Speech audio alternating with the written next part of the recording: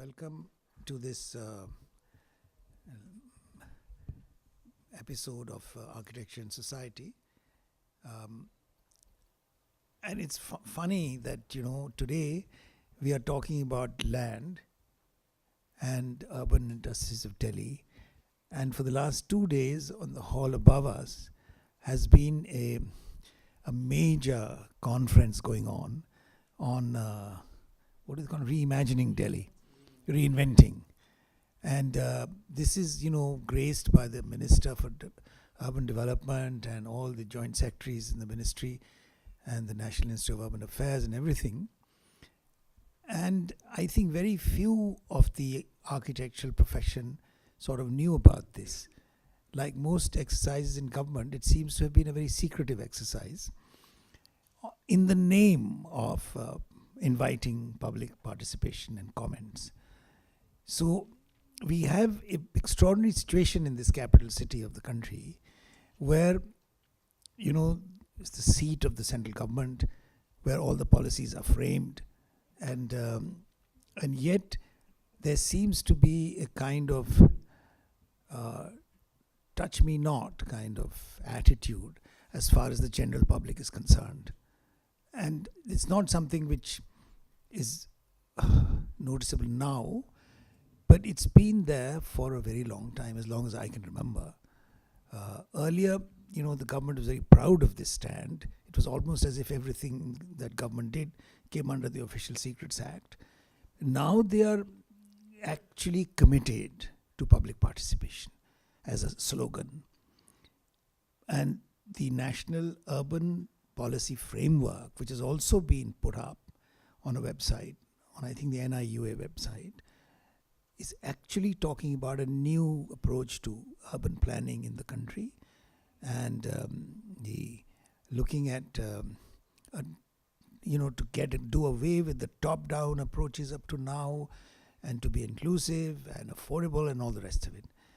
But it's very difficult to see this in actual fact. Anyway, it's a sign of the times that we're actually moving in that direction, I hope. And there's a longer introduction that I normally give.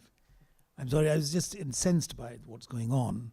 That there should be 2 days of reimagining Delhi when the only people attending it are government functionaries. And if you read in the Indian Express this morning an editorial written by 2 people, one of them a graduate of IIMA in 2016, and another one who is teaching there perhaps, or something like that, a fellow. And it's all about how we are training our young and professionals. It's not young actually, people in the IIMA, which is like they're quite senior in terms of learning hierarchy, training everybody to do exactly what their employer tells them to do. In other words, creating a kind of cadre of people who will not think for themselves. And this is IIM Ahmedabad. Please read that editorial, I suggest. You can read it on the Indian Express this morning. It's very well written, and it gives actual example of what's going on. And it's quite stunning to read that, our most privileged, educationally privileged people are being trained in this manner. This is from the inside, the story from the inside. So with those few grim reminders of our reality, I'll leave the chair to Amit. Amit Khanna I would just introduce him, that he's I think now I don't need to introduce, because the poster goes out by Epistle Communications, and that does the excellent job of introduction, much more than I can do. So you've all seen that, I hope. So you all are aware of what Amit's background is, where he's coming from, as they say in Americanese. So Amit, thank you for coming, and I'll leave you to it. I'll go and sit in the audience. So, I'm sure everyone can hear me. Thank you for having me. And what I'm going to try and do today is I'm going to give 2 sections of a talk. The first bit is going to be more of this. It's going to be sort of putting together an argument.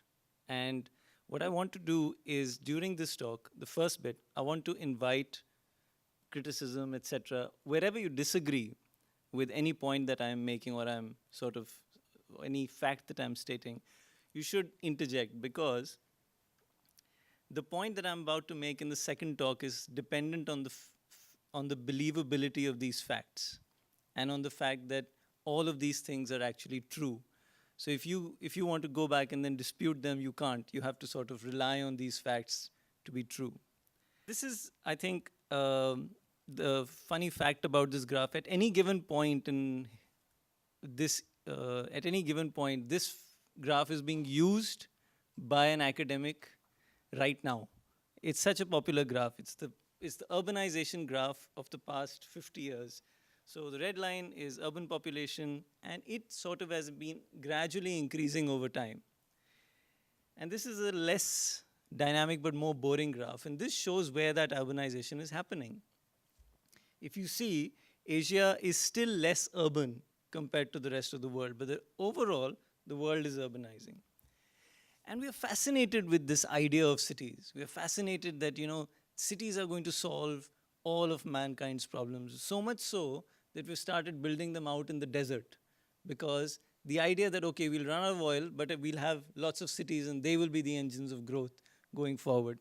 This particular example is, of course, Dubai. And it has also sort of gripped the narrative of the academic profession. So you have think tanks devoted to cities, you have books being written by people which is all about cities. And if you are interested in this sort of thing, then the example on the left, The Triumph of the City by Edward Glaser, is a very good sort of introduction to the whole idea of what cities do.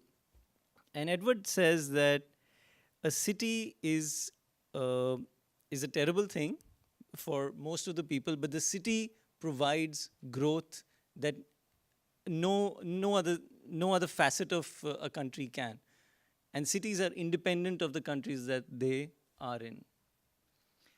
And whenever you see a slide like this is a fact, right? So if you want to dispute it, you should come forward and say it. So this is one of the key starting points of this argument, that most of us now live in cities. The second part of it is, okay, where are we? Where are these cities located? So about 50 years ago, a very small percentage of these cities was actually in the developing area of the world.